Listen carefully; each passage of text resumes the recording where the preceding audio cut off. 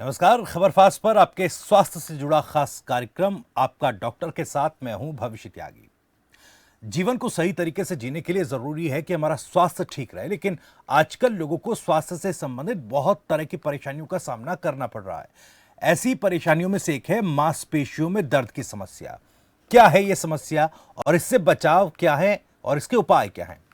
इन सब मुद्दों पर आज करेंगे बात, लेकिन उससे पहले आपको बताते हैं कि हरियाणा सरकार प्रदेश में हेल्थ इंफ्रास्ट्रक्चर और स्वास्थ्य सेवाओं को बेहतर बनाने की दिशा में क्या कदम उठा रही है।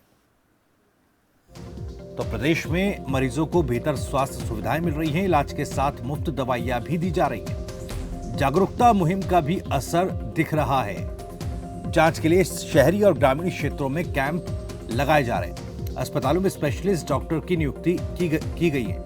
सीएससी और पीएचसी केंद्रों पर सरकार ने सुविधाओं को और ज्यादा बढ़ा दिया है।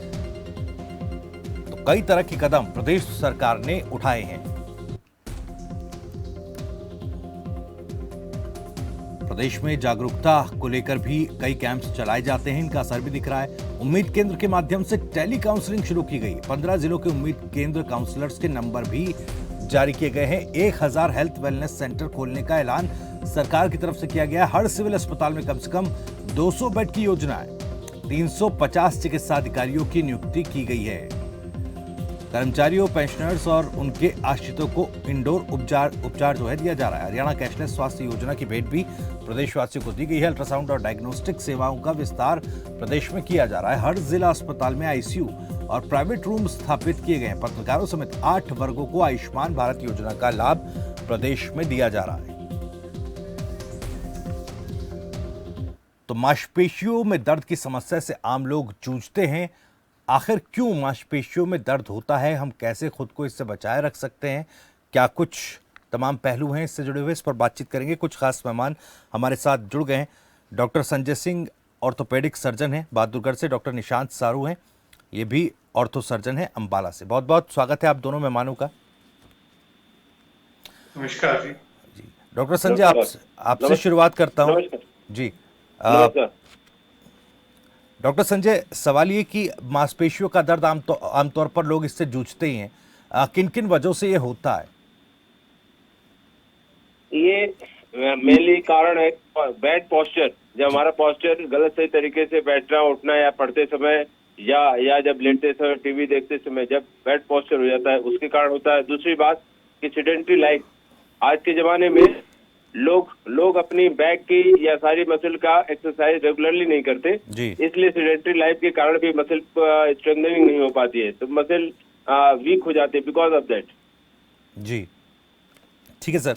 डॉक्टर निशांत, जैसा बताया कि जिस तरह की सेडेंट्री लाइफस्टाइल हो गई है, कसरत हम नहीं करते, और जो गलत पोस्चर है वो भी इसका कहीं काफ़ी हद तक एक बड़ा कारण है मांसपेशियों में दर्द होने का। और क्या कुछ इसमें कारण हो सकते हैं? क्योंकि आमतौर पर ये देखा जाता है अगर ज़्यादा कसरत कर ली जाए या फिर उस तरह का जब मांसपेशियों में खिंचाव होता है तब भी ये दर्द होता है। तो और क्या कुछ कारण होंगे इसके?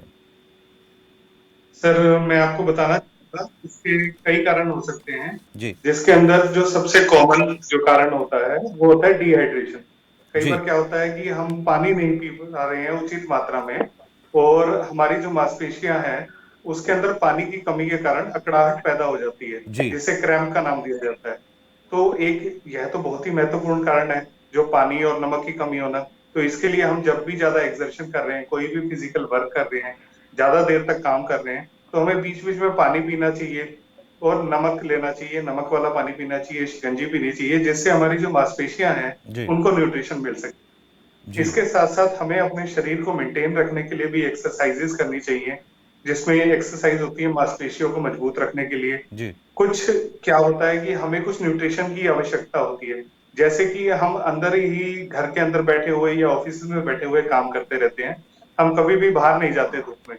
तो इसके कारण क्या है, हमारे शरीर में विटामिन डी की कमी हो जाती है। विटामिन डी की कमी होने के कारण हमारे जो शरीर का कैल्शियम है वो भी एब्जॉर्ब नहीं हो पाता, हड्डियां भी कमजोर होने लगती हैं, जैसे ऑस्टियोपोरोसिस की बीमारी, आर्थराइटिस की बीमारी भी जल्दी होने लग जाती है। तो हमें थोड़ा धूप का सेवन करना चाहिए। थोड़ा बहुत मांसपेशियों में ताकत लाने के लिए भी हमें एक्सरसाइजेस करनी चाहिए। थोड़ा हमें खान पान में सुधार करना चाहिए, जैसे कि हम जंक फूड वगैरह के ऊपर कोल्ड ड्रिंक्स और इन सब चीजों के ऊपर बहुत ज्यादा आश्रित रहते हैं। उसकी बजाय हमें घर का खाना खाना चाहिए, जी हेल्दी खाना खाना चाहिए और कोशिश करनी चाहिए कि दिन की जो एक डाइट है उसमें प्रोटीन फूड जैसे कि दाल रात के खाने में जरूर हो। जब भी खाना लेते हैं सलाद साथ में जरूर हो, ताकि जो पाचन है हमारा वो अच्छा हो, हमारे जो न्यूट्रिएंट्स हैं वो हमारे शरीर में अब्जॉर्ब होके हमारे शरीर को, मांसपेशियों को, हड्डियों को मजबूती प्रदान कर सके।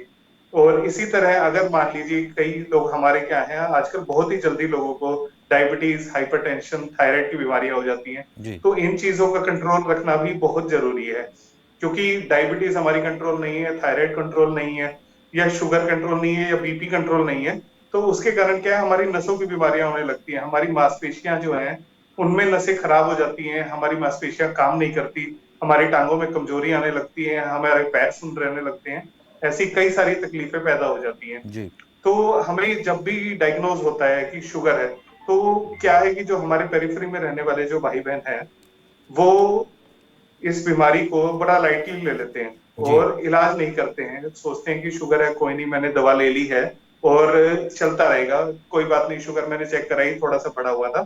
पर ये एक जो बात है ये जानने की जरूरत है कि जब शुगर बहुत ज्यादा समय तक अनकंट्रोल्ड रहती है, थायराइड बहुत ज्यादा समय तक अनकंट्रोल्ड रहता है, तो क्या है कि वो हमारी नसों को खराब कर देता है। तो नसों के साथ साथ मांसपेशियां भी खराब हो जाती हैं। जी तो इनका समय पे इलाज करना, इनकी दवा लेना, इनको ट्रैक कर रखना कि हमारा जो शुगर और बीपी और थायराइड है वो कंट्रोल है या नहीं है, यह भी बहुत जरूरी है। तो इस तरह ये एक ऐसा केंद्र है जहाँ पे हमें हर जगह पे ध्यान देने की जरूरत है, हमारी डिजीज के साथ साथ, हमारे लाइफस्टाइल के साथ साथ, हमारे बैठने के साथ साथ, हमारे खाने के साथ साथ, हमारे बाहर निकलने के साथ साथ, और सभी चीजों पे ध्यान देने से ही जी हम एक हेल्दी लाइफ जी सकते हैं। बिल्कुल जैसे कि हमारे जो बड़े हैं वो पहले जीते थे, तो हमें उस लाइफस्टाइल को अडेप्ट करना चाहिए और अपने खान पान में सुधार करना चाहिए। बिल्कुल डॉक्टर निशांत, एक दर्शक भी सौरभ हमारे साथ रोहतक से जुड़ रहे हैं, उनका सवाल लेकर आप ही के पास आ रहा हूँ। सौरभ, बहुत बहुत स्वागत है, पूछिए अपना सवाल। सर मेरे बैक साइड में मसल में थोड़ा पेन रहता है। एक्चुअली बैठने का मेरा काम है, 8 से 10 घंटे ऑफिस में बैठता हूँ, तो बैक साइड में ज़्यादा पेन होता है। जी डॉक्टर निशांत। हाँ जी, सौरभ जी को जो सवाल है सौरभ जी का कि उन्हें कमर में दर्द रहता है जी और 8 से 10 घंटे उन्हें बैठना होता है। तो सौरभ जी को मैं ये बताना चाहूंगा कि एक तो जो मैंने जैसा बताया कि उन्हें विटामिन डी और अपनी डाइट को इम्प्रूव करना चाहिए, थोड़ा बहुत स्ट्रेचिंग एक्सरसाइज करनी चाहिए। अब देखिए अगर वो 8 से 10 घंटे अगर चेयर पे बैठ रहे हैं तो सोचिए उनके पास कब टाइम होता होगा कि वो एक्सरसाइज करें या बाहर निकल सके।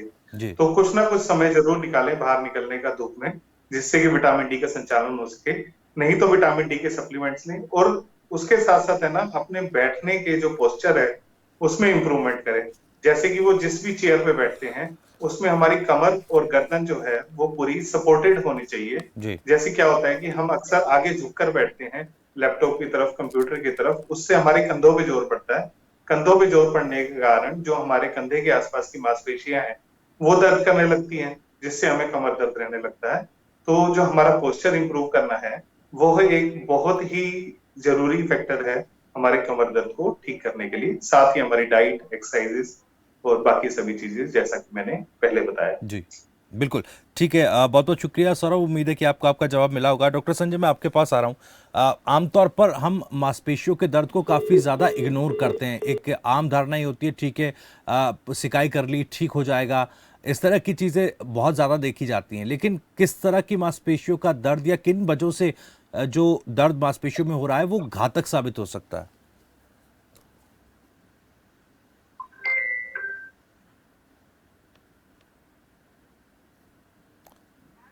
डॉक्टर संजय, मेरी आवाज आप तक पहुंच पा रही है?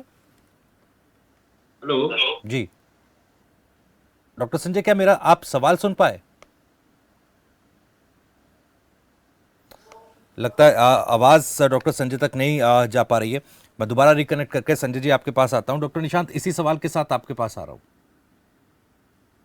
जी सर, सवाल एक बार प्लीज जी, रिपीट कर दीजिएगा। सवाल ये था क्योंकि देखिए आमतौर पर जब मांसपेशियों में दर्द होता है, महसूस होता है, तो काफ़ी ज़्यादा इग्नोर हम इसको करते हैं और सिकाई के माध्यम से या बाकी घरेलू उपचार के माध्यम से कोशिश होती है कि इसी से दूर हो जाएगा। लेकिन किस तरह का दर्द मांसपेशियों का घातक साबित हो सकता है, या यूं कहूं, यूं इस सवाल को पूछूं कि कहाँ किस तरह की मांसपेशियों का दर्द किसी सीवियर बीमारी की एक तस्वीर दिखाता है या संकेत देता है?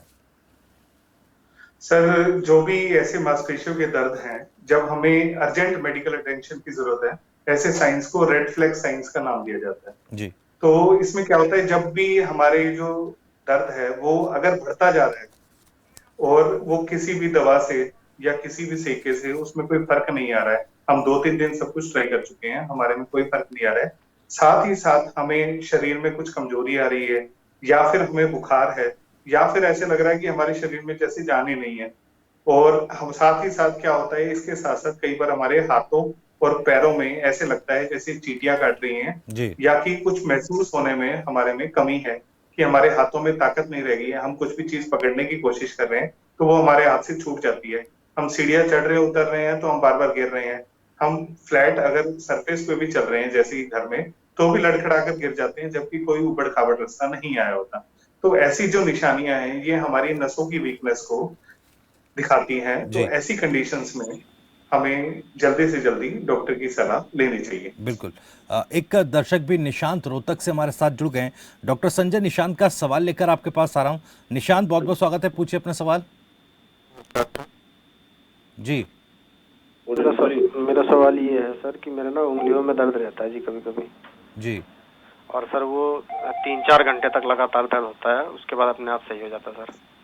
कभी किसी उंगली में, कभी किसी उंगली में। ठीक है। ये कब से कितने दिन से है? ये जी है लगभग 1 महीने से हो रहा है जी ये। अब बीच बीच में सही भी हो जाता है। अच्छा, ये क्या कंधे तक जाता है कि सिर्फ उंगली में ही रहता है? नहीं जी सर, सिर्फ उंगलियों में रहता है और अच्छा। अपने आप सही भी हो जाता है सर। कभी किसी उंगली में, सारे उंगलियों में कि सिर्फ 3 उंगली में रहता है या ऐसा 2 सारे में नहीं रहता। जैसे आज मान लीजिए किसी सबसे छोटी वाली उंगली में हो रहा है तो कल या किसी और में होने लग जाता है, फिर किसी और में होने लग जाता है, ऐसे रहता है सर। 2-3 उंगली। ऐसा तो नहीं है कि छोटी वाली उंगली में और रिंग फिंगर में ही सिर्फ होती है 2, यानी चौथे नंबर की और 5वें नंबर की उंगली में होता है, इंडेक्स फिंगर में तो नहीं होता? हेलो, चौथे और 5वें में होता है सर अक्सर। अच्छा, चौथे 5वें में होता है। जी। इसको अल्नर न्यूरोपैथी कहते हैं। ये अल्नर नर्व कई बार एल्बो के पास में दब जाती है, उसके कारण हो जाता है। ठीक है, जो अल्नर नर्व निकलती है उसके कोर्स में कहीं न कहीं उसमें दबाव आ जाता है, तो कई बार एंट्रोपैथी होने के कारण, एंटिसोपैथी होने के कारण ऐसा हो जाता है, तो उसके लिए एनसीवी कराने की जरूरत होती है। एनसीवी से पता चल जाएगा कि कहाँ पे अल्नर नर्व में कंप्रेशन है, और उसके अकॉर्डिंगली यदि वहाँ पे दबाव होगा तो उसका एक छोटा सा ऑपरेशन होता है, उसको रिलीज कर दिया जाएगा, ठीक हो जाएगा। चलिए, बहुत बहुत शुक्रिया निशांत, उम्मीद है कि आपको आपका जवाब मिला होगा। डॉक्टर संजय, मेरा एक और सवाल ये भी कि क्या मांसपेशियों का दर्द किसी खास आयु वर्ग के साथ ज़्यादा देखा जाता है या उस आयु वर्ग में ज़्यादा इस तरह की दिक्कतें सामने आती? बिल्कुल बिल्कुल, ये 40 साल के बाद ज़्यादा देखा जाता है जी। क्योंकि 40 साल के बाद फीमेल्स में बहुत ही कॉमन है। फीमेल्स में हमने अब तक जो ऑब्जर्व किया है, वैसे बहुत सारी स्टडीज डिफरेंट भी कह सकती हैं, बट है कि मोस्टली आजकल के सिनेरियो में, जैसे इंडिया का आज मेनली जो पढ़े लिखे लोग हैं, जो डे टू डे वर्किंग करते हैं, जो हाउस होल्डिंग में या क्या नाम ऑफिस वर्किंग वुमेन्स हैं, उनके विटामिन D3 की कमी बहुत ज्यादा पाई जाती है। यदि आप करवाएं सबका विटामिन D3 जांच करवाएं ओपीडी बेसिस पे, तो मोस्टली में निकलता है, यानी 80% से ज्यादा लोगों को ऑस्ट्रोमलेशिया इट्स वेरी कॉमन। क्योंकि उनका यदि सबसे पूछता हूँ, इंट्रोगेशन करता हूँ कि जी आपको कितने घंटे सन एक्सपोजर आपका है, तो किसी का कोई सन एक्सपोजर नहीं है, सेडेंटरी लाइफ है, खाने का जो सिस्टम है उनका वो भी गलत है, जंक फूड ज्यादा से ज्यादा लोग लेते हैं। ठीक है, तो इसलिए एक तो विटामिन D3 की कमी, कैल्शियम एंड अदर मिनरल्स उसकी कमी के कारण ज्यादा कॉमन है। तो इसलिए जरूरी है कि एक sun exposure that is very important, यानी धूप में तो होना ही चाहिए, कम से कम 1 या 2 घंटे डेली धूप में निकलना चाहिए। दूसरी बात है कि कैल्शियम और मिनरल्स, यदि ग्रीन वेजिटेबल्स लेंगे तो मिनरल्स एंड मिल्क प्रोडक्ट लेंगे तो कैल्शियम का भी वो जितना इंटेक जरूरत है उतना इंटेक हो जाएगा। जी। तो फीमेल्स में बहुत कॉमन है। मेल्स में भी जो ओल्ड एज है उनके में भी आज के जमाने में जो लोग ऑफिसर्स में काम करते हैं उनके में भी ये कॉमनली देखा गया है, तो उनका भी एक्सपोजर बहुत ही कम है। दूसरी बात कि कैल्शियम का भी जितना जरूरत होती है उससे कम ही लोग ले पाते हैं। दूसरी बात एब्जॉर्प्शन, कई बार माल एब्जॉर्प्शन सिंड्रोम होने के कारण एब्जॉर्ब नहीं हो पाता, एंड ग्लूटेन एंट्रोपैथी एक्सेट्रा, ये सब कॉमन बीमारियां जो आज के जमाने में बहुत ही जो पहले कम देखी जाती थी आजकल मिल जाती है, तो इसके कारण भी ये पॉसिबिलिटी बढ़ जाती है जी। तो इसलिए जरूरी है कि इन लोगों को एक तो लाइफ स्टाइल अपना चेंज करें, रेगुलर एक्सरसाइजेस करें, ग्रीन वेजिटेबल्स, मिल्क प्रोडक्ट लेते रहें, सन एक्सपोजर उनका कम से कम 2 से 3 घंटे होने चाहिए, यह भी जरूरी है। दूसरी बात जो क्रॉनिक डिजीजेज हैं, लाइक डॉक्टर साहब ने अभी बताया था, डायबिटीज एंड हाइपरटेंशन और अदर थायराइड एक्सेट्रा, इनको भी रेगुलरली इनका भी जांच करवाते रहें और उसको कंट्रोल रखेंगे तो बेटर हो सकते हैं। ठीक है सर। डॉक्टर निशांत, एक दर्शक गौरव हमारे साथ जुड़ रहे हैं। गौरव का सवाल लेकर आपके पास आ रहा हूँ। गौरव, बहुत बहुत स्वागत है, पूछिए अपना सवाल। सर मेरे हाथ में एल्बो पेन है, दाहिने हाथ में। सर एल्बो पेन जो है वो कोई चोट लगने के कारण हुआ है या नहीं, क्रिकेट खेलने पर क्रिकेट खेलने के कारण हुआ है? सर ये बाहर की तरफ है या अंदर की तरफ, जैसे हमारी कोहनी के बाहर या अंदर की तरफ? नहीं सर, बाहर की तरफ से ही है। हाँ सर, इसे है ना टेनिस एल्बो का नाम दिया जाता है, जो आपने सुना होगा। सचिन तेंदुलकर को भी हुआ था, आज से 10-15 साल पहले हम सुनते थे सचिन तेंदुलकर को टेनिस एल्बो हो गया है, तो उनको हैवी बैट यूज करने के कारण हुआ था। तो इसमें क्या होता है सर, कभी भी जब हम बार बार ऐसा करते हैं कि कोहनी को अंदर की तरफ घुमाकर और कोहनी को सीधा करते हैं झटके से, जैसा कि आप समझ सकते हैं कि बैटिंग के टाइम पे होता है, तो उसके कारण क्या है कि टेनिस एल्बो हो जाता है। टेनिस एल्बो एक मांसपेशी की सोजिश है जो कोहनी में होती है। जी। तो इनिशियली सर जो एक्टिविटी हो रही है उसको रोककर और कुछ बर्फ का सेका करके, कुछ गर्म का सेका करके और कुछ मेडिसिन लेके इसको ठीक किया जा सकता है। उससे ठीक नहीं हो रहा है तो एक इंजेक्शन लगाना होता है सर। कई बार इंजेक्शन से ठीक हो जाता है, जैसे पीआरपी का इंजेक्शन कहा जाता है। और अगर उससे भी नहीं ठीक होता है तो आजकल एडवांस सर्जरी होती है सर, दूरबीन से। उस दूरबीन की सर्जरी से हम इस सोजिश को खत्म कर सकते हैं और उससे मरीज बिल्कुल ठीक हो जाता है। जी बिल्कुल, बहुत बहुत शुक्रिया गौरव अपना सवाल पूछने के लिए। उम्मीद है कि आपको आपका जवाब मिलेगा। डॉक्टर निशांत, एक और सवाल मेरा ये भी कि ब्लड फ्लो या यूं कहे ब्लड सर्कुलेशन की वजह से भी क्या इस तरह की स्थिति या इस तरह का दर्द महसूस हो सकता है? क्या वो भी एक कारण बन सकता है मांसपेशियों में दर्द का? हाँ सर, ब्लड फ्लो के कारण क्या है कि जैसे कई बार जो हमारे लोग हैं जो सिगरेट ज्यादा पीते हैं या बीड़ी ज्यादा पीते हैं, उनके कारण क्या है, नसें हमारी ब्लॉक हो जाती हैं जो कि ब्लड लेके जाती हैं पैरों में, हाथों में। तो वो नसें ब्लॉक होने के कारण हमारी मांसपेशियों में ब्लड नहीं पहुंच पाता, जो कि ब्लड जो कि खाना है, जो उनका खाना लेके आ रहा है मांसपेशियों का, वह ब्लड ही नहीं पहुंच पाता क्योंकि धमनियां ब्लॉक हो गई हैं। इस कारण से मांसपेशियां जो है वो डेड हो जाती हैं और इसके कारण से इनिशियली जो पेशेंट है वो ऐसे ही प्रेजेंट करता है कि पैरों में, उंगलियों में या टांगों में बहुत ज्यादा दर्द हो रहा है, जो दर्द रात में भी बहुत ज्यादा है और वह दर्द दवाई लेने से भी ही काबू नहीं आता है। तो ऐसा कारण ये होता है क्योंकि एक तरह से हमारी जो नसें हैं वो हमारे जो पैर हैं उसमें ब्लड न जाने के कारण हमारा जो पैर है वह एक तरह से सड़ रहा होता है, वहां पे ब्लड नहीं पहुंच रहा, ऑक्सीजन नहीं पहुंच रही, तो वो मर रहा होता है। तो ऐसी कंडीशन में भी मांसपेशियों में दर्द। जी बिल्कुल, ठीक है। डॉक्टर संजय, एक दर्शक हमारे साथ जुड़ गए, नरेश हमारे साथ जींस हैं। नरेश, बहुत बहुत स्वागत है, पूछिए अपना सवाल। सब्जी राइट हैंड साइड में है, में हाथ है जो। आवाज नहीं आ रही जी। हेलो जी नरेश, पूछिए अपना सवाल। रिपीट कर। सज्जा आसन में जो जी, सज्जे आसन में उंगली है जो। हाँ जी। एक उंगली में दर्द है जी। जी, सीधे हाथ की एक उंगली में दर्द की शिकायत डॉक्टर साहब नरेश बता रहे हैं। ठीक है, किस वाले उंगली में होती है जी? किस उंगली में दर्द महसूस होता है नरेश आपको? छोटी के बराबर में जो। जी, छोटी के बराबर में होती है। कभी चोट लगी थी कि ऐसे ही अचानक होना शुरू हो गया? कब से है ये? 2-3 महीने हो गए जी लगभग। 2-3 महीने से। हाँ जी सर। और कहीं उस वाले अपर लिम्ब में यानी हाथ, फोरआर्म या कोहनी या आर्म में कहीं चोट तो नहीं लगी थी आपको? हाँ जी। कहीं उस वाले हाथ में कहीं चोट तो नहीं लगी थी आपको? नहीं जी नहीं, चोट कभी चोट नहीं लगी है? अपने आप ही हो गया जी। अपने आप ही हो गया था।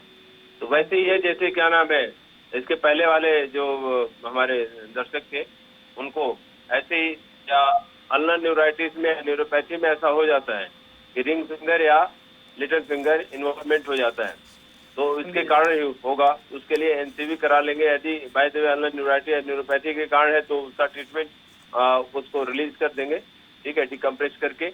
और दूसरा यदि और किसी कारणवश होगा तो उसका भी पता चल जाएगा जी। किससे हुआ जी? ये मोस्ट लाइकली लग रहा है कि ये अल्नर न्यूरोपैथी है, तो इसके लिए एक जांच होती है, एनसीवी कराते हैं, नर्व कंडक्शन वेलोसिटी करते हैं, ठीक है। उससे जांच से पता चल जाएगा और उसके अकॉर्डिंगली उसका ट्रीटमेंट हो जाएगा। तो पास के जो ऑर्थोपेडिशियन है उनसे मिलके आप दिखा सकते हैं। चलिए, बहुत बहुत शुक्रिया नरेश, उम्मीद है कि आपको आपका जवाब मिला होगा। दयानंद भी एक दर्शक हमारे साथ जुड़ गए हैं। डॉक्टर निशांत, दयानंद का सवाल लेकर आपके पास आ रहा हूँ। दयानंद, बहुत बहुत स्वागत है, पूछिए अपना सवाल। जी सर, मेरे पीठ में दर्द है जी। आपको आपका जवाब मिला होगा। दयानंद जी, पीठ में आपको दर्द। दयानंद, सबसे पहले तो आप अपने टीवी सेट की वॉल्यूम को कम कर दें, उसके बाद फोन पर अपना सवाल रखें, इससे बेहतर तरीके से हम आपका सवाल समझ पाएंगे। हाँ जी, ठीक है। दयानंद, क्या मेरी आवाज आप तक पहुंच पा रही है? हाँ जी, पहुंच पा रही है। पूछिए अपना सवाल। मेरा पीठ में दर्द है जी। जी। हफ्ता 10 दिन से हो गया है जी। जी। हाँ जी, पहुंच पा रही है। जी बिल्कुल। डॉक्टर निशांत, पीठ में दर्द की शिकायत वो बता रहे हैं। सर, मैं जानना चाहूंगा आपकी उम्र कितनी है? उम्र तो जी 58 साल है जी। हाँ जी सर, देखिए इस उम्र में, जब बढ़ती उम्र के साथ साथ है ना, हमारी कमर में आर्थराइटिस जैसे हमारे घुटनों में होता है, बाकी सब जॉइंट्स में होता है, इसमें भी आर्थराइटिस होने लगता है। उसके कारण जब भी हम मूवमेंट होता है कमर में, तो उसके कारण दर्द होने लगता है। इसको कई नामों से जाना जाता है, जैसे फेसेट आर्थराइटिस या लंबर कैनाल स्टेनोसिस या लंबर स्पॉन्डिलाइटिस। तो एग्जैक्ट इसका जानकर और इसका इलाज किया जाता है, जिसमें जो इनिशियल और एक्सरसाइजेस का ही होता है। लेकिन अगर यह दर्द बढ़ता साइंस होते हैं, अगर ऐसा कोई दर्द बढ़ता जा रहा है या दर्द पैरों में जा रहा है, तो ऐसी कंडीशन में हमें एमआरआई करानी होती है। और एमआरआई में अगर कोई नस दब रही है तो उस नस का प्रेशर रिलीव करने के लिए हमें कई बार इंजेक्शन से वो रिलीव करना पड़ता है। चलिए, बहुत बहुत शुक्रिया दयानंद, उम्मीद है कि आपको आपका जवाब मिला होगा। डॉक्टर संजय, एक और दर्शक हमारे साथ गुरजीत है पंचकुला से, उनका सवाल लेकर आपके पास आ रहा हूँ। गुरजीत, बहुत बहुत स्वागत है, पूछिए अपना सवाल। लगता है संपर्क टूट गया है, तो आप भी हमें फ़ोन कर सकते हैं। अगर आप भी मांसपेशियों में दर्द की शिकायत से जूझ रहे हैं, इससे जुड़ा कोई सवाल आप पूछना चाहते हैं, तो आप फ़ोन हमें कर सकते हैं। नंबर्स लगातार आपकी टीवी स्क्रीन पर फ्लैश हो रहे हैं। डॉक्टर संजय, एक सवाल, क्योंकि आमतौर पर जैसा जिक्र पहले डॉक्टर निशांत ने भी किया था, जो टेनिस एल्बो में दर्द की शिकायत थी, उसे लेकर बर्फ़ पर काफ़ी ज़्यादा निर्भरता रह जाती है। बर्फ़ से सिकाई या इस तरह की चीज़ें कितनी कारगर होती हैं मांसपेशियों के दर्द में? मांसपेशियों के दर्द में मेनली फिजियोथेरेपी का, यानी वही विनिंग मैक्सिंग हार्ट फोमेंटेशन या बर्फ की सिकाई या इंटरफ्रेंशियल थेरेपी या अल्ट्रासोनिक थेरेपी या पॉइंट पेन के लिए लेजर थेरेपी बहुत ही कामयाब होती है जी। तो इससे करीब करीब 90% पेशेंट हो जाते हैं, बाय 2 to 3 वीक्स बेटर हो जाते हैं। दूसरी बात है कि यदि उसके बावजूद भी पेन रहता है तो डॉक्टर साहब ने जो बोला था कि जी इंजेक्शन लगाते हैं, पीआरपी थेरेपी करते हैं जी, उससे करीब करीब 99% लोग बेटर हो जाते हैं। उसके बाद जो 1% लोग नहीं ठीक हो पाते तो उनका वही दूरबीन से उसको आप आजकल एडवांस सर्जरी है उसको रिलीज कर देते हैं। जी ठीक है सर। कुछ और दर्शक भी हमारे साथ जुड़ रहे हैं। साफिया जम्मू से हमारे साथ हैं और दिल्ली से राजेंद्र एक दर्शक हमारे साथ जुड़ गए हैं। डॉक्टर निशांत, पहले साफिया का सवाल लेकर आपके पास आ रहा हूं। साफिया, बहुत बहुत स्वागत है आपका, पूछिए अपना सवाल। साहब से पूछना था कि मुझे है ना जो एंकल है उसमें एवेस्क्यूलर नेक्रोसिस है जी। तो डॉक्टर साहब से यहाँ पे बोला डॉक्टर साहब कि उसका फ्यूजन कराना है। जी साफिया एक बार आप अपना सवाल दोहरा दें, डॉक्टर साहब आपका सवाल ठीक तरह से सुन नहीं पाए।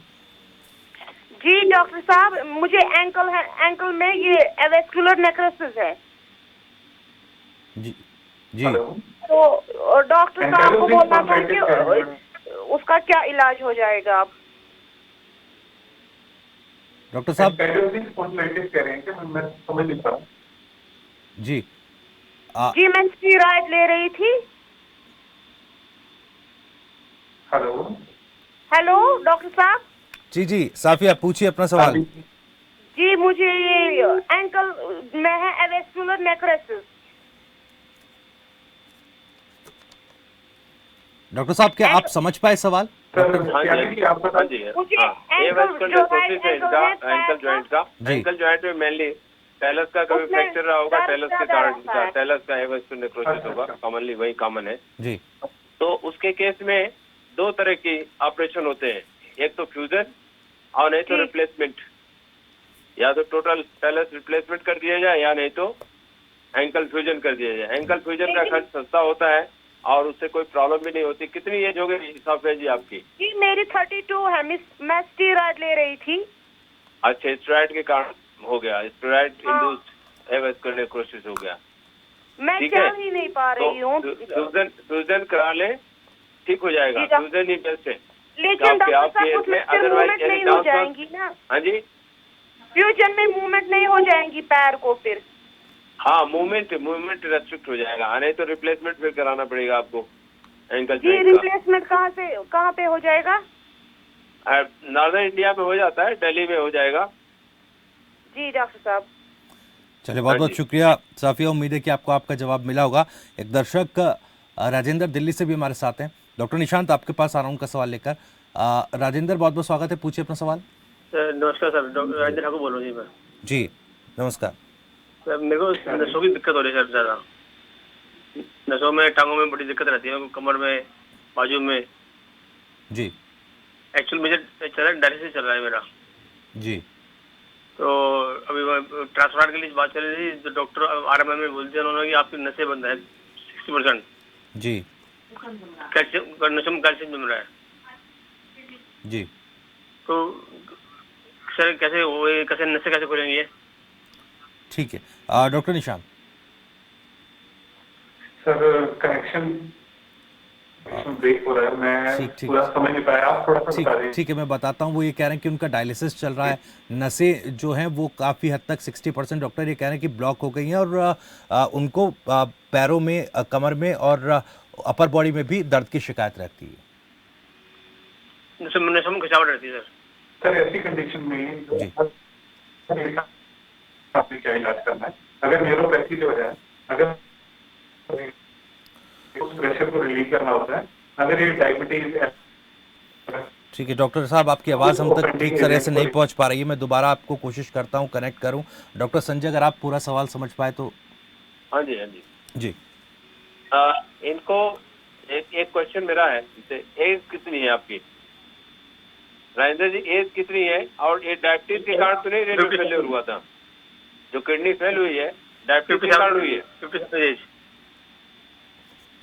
57 एज डॉक्टर साहब वो बता रहे हैं।